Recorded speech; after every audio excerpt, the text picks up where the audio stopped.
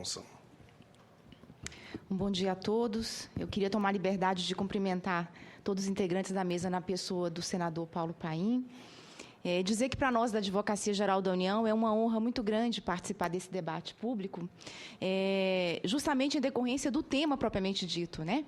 Que é a questão das cotas raciais nos concursos públicos, considerando principalmente o trabalho que a Advocacia Geral da União vem desenvolvendo no âmbito do Supremo Tribunal Federal de defesa das cotas raciais no âmbito das universidades públicas.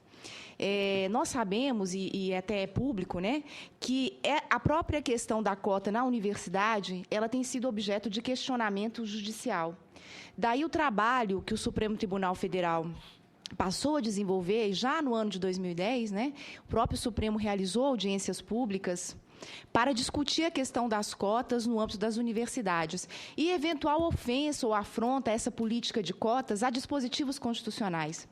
E essa questão das cotas, esse debate nacional, ele é especialmente polêmico porque ele vai passar por uma matéria-prima muito diferenciada, que às vezes é de difícil enfrentamento mesmo, que é a questão da injustiça cultural. Essa injustiça cultural que, para ser coibida, para ser afastada de vez da sociedade brasileira, é de fundamental importância que se tenha uma visão de direito diferenciada. Né? E falamos aqui porque representamos a própria Advocacia Geral da União, que é o órgão que é responsável por dar sustentabilidade às políticas públicas e por também fazer a defesa judicial dessas políticas quando discutidas no âmbito do Poder Judiciário brasileiro. Então, quando se trata dessa questão da injustiça social, a necessidade de pensar um novo direito mais abrangente, com foco na dignidade da pessoa humana, mas com uma conceituação mais plena, ampla, ou seja, não se interpretando a questão da discriminação simplesmente como deixar de fazer, deixar de discriminar, ou, em outras palavras, as chamadas discriminações diretas, né?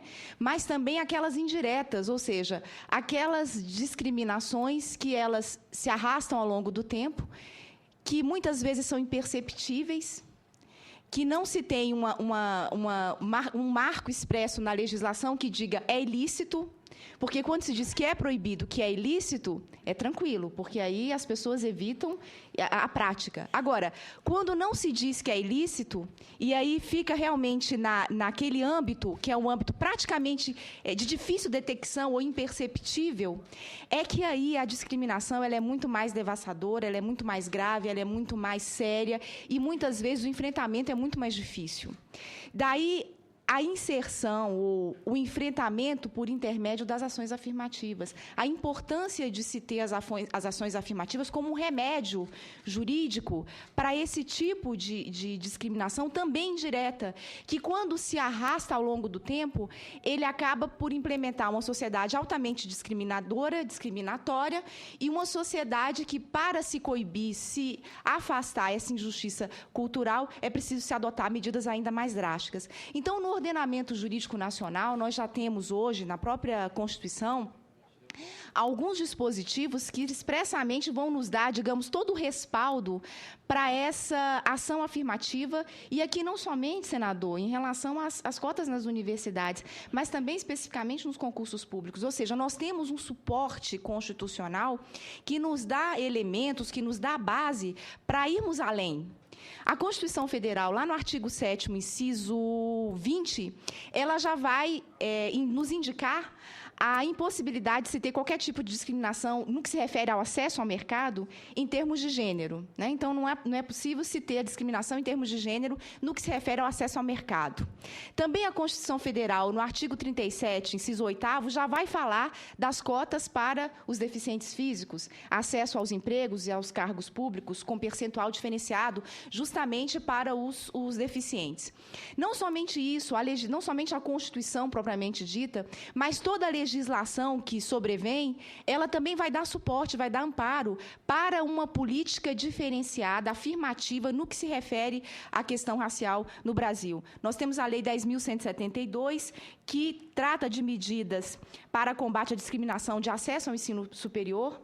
Temos a Lei 10.558, que dispõe sobre a implantação de estratégias para a promoção de acesso ao ensino superior a pessoas pertencentes a grupos desfavorecidos. Nós temos a lei, agora mais recente, né, a 12.288, que é especificamente o Estatuto da Igualdade Racial. Ou seja, acervo normativo, suporte normativo nós temos para avançarmos nessa política apta, né, a se promover uma efetiva igualdade no que se refere à questão do tratamento da população negra no Brasil.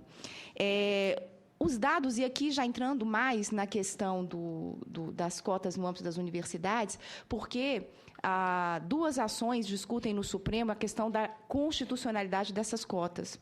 São ações que estão sob a relatoria do ministro Ricardo Lewandowski, no Supremo Tribunal Federal. Audiências públicas já foram realizadas com amplo debate com representantes da sociedade civil, especialistas, para poder subsidiar o Supremo Tribunal Federal com aqueles dados, aqueles elementos considerados imprescindíveis para a decisão definitiva a respeito do tema. E o Supremo Tribunal Federal ainda não tem aí, né, uma posição definitiva, mas o processo está em andamento. E a Advocacia Geral da União está defendendo irrestritamente a constitucionalidade dessa política de cotas.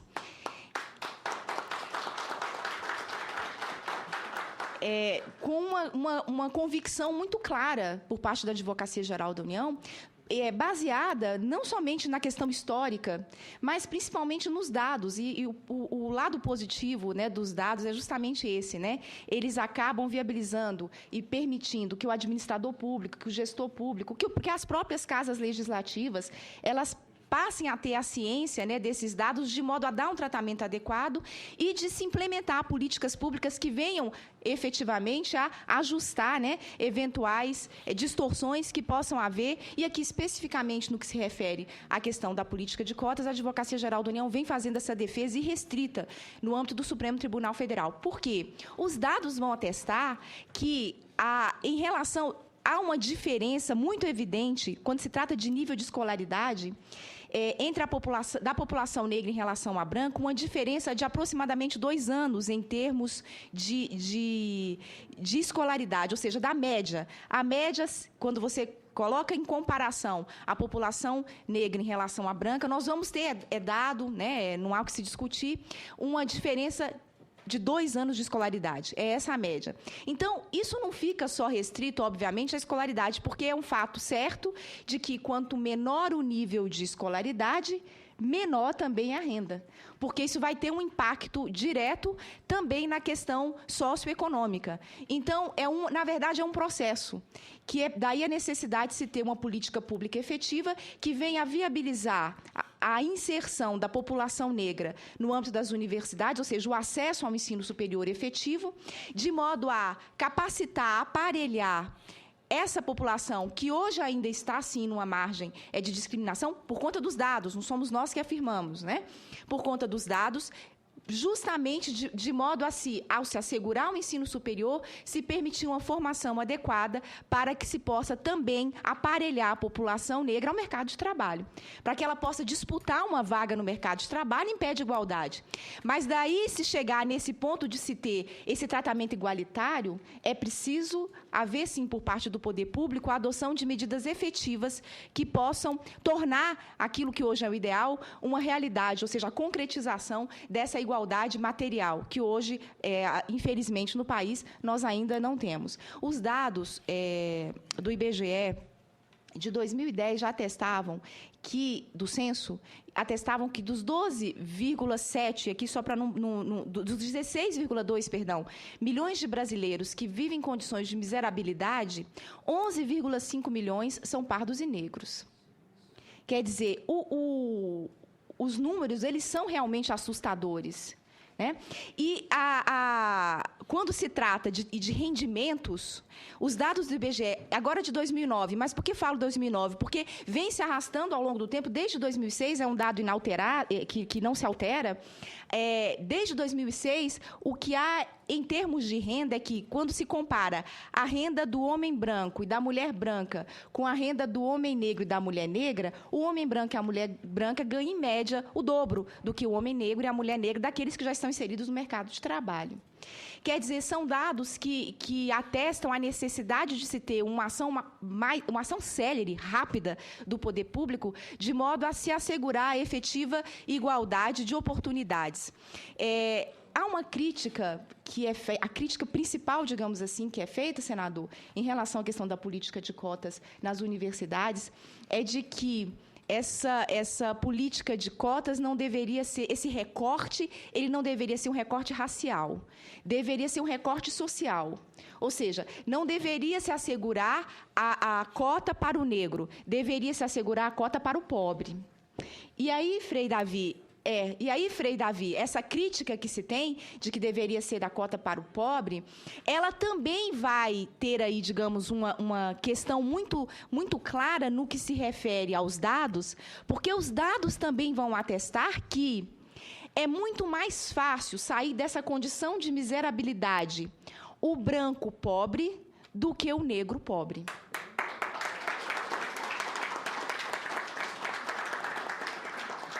Daí,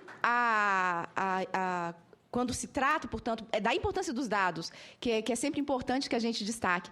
Há algumas semanas atrás, nós tivemos a oportunidade no Supremo Tribunal Federal de fazer a defesa, a sustentação oral, no caso da constitucionalidade da Lei Maria da Penha.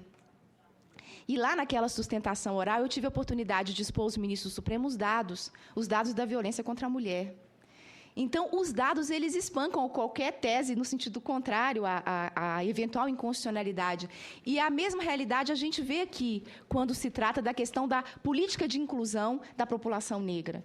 Porque os dados, eles vão realmente atestar essa facilidade que o branco pobre tem. Não é fácil, porque é difícil para todos, mas comparando o grau de acesso, né, esse branco pobre realmente ele vai ter uma facilidade a mais do que o negro pobre. Daí não poder se confundir a política de cotas raciais com a questão da gravidade, da questão da desigualdade social.